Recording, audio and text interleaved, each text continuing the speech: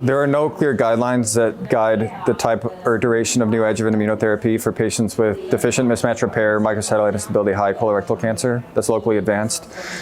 There has been trials that have evaluated the efficacy of immunotherapy in this setting, and one was done at MD Anderson and published in JCO in 2023, led by my mentors, Dr. Overman and Dr. Ludford. And what they did in that study was evaluate 35 patients with locally advanced dMMR, MSI-H solid tumors, and half of them got neoadjuvant pembrolizumab for 6 months followed by surgery, or a year of pembrolizumab not followed by surgery, and kind of a watch and wait approach. Ultimately, the patients who underwent surgery in that study had a high pathological complete response rate of 65%, and the patients who didn't undergo surgery had long, durable clinical responses. What we did was we wanted to understand why some patients with colorectal cancer that exhibited dMMR MSI-H phenotype did not have a complete pathologic response, or whether or not all the 6 months that was supposed to be given to them was necessary.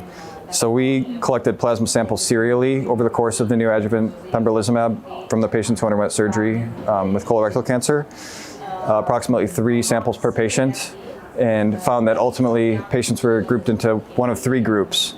The first was patients never had any detectable ctDNA and never developed any, and those patients went on to have a pathologic complete response, 7 of them, 7 of the 14. The other group of patients were patients who had detectable ctDNA at baseline, and it cleared over the course of neoadjuvant pembrolizumab. Those patients went on to have a complete pathologic response. The last group of patients were patients who had detectable ctDNA at baseline and did not clear the ctDNA with the neoadjuvant pembrolizumab, and those patients did not have a complete pathologic response. So ultimately, we believe that ctDNA could be a tool that's used to monitor response to neoadjuvant immunotherapy to help guide the intensity and duration of neoadjuvant therapy in these patients.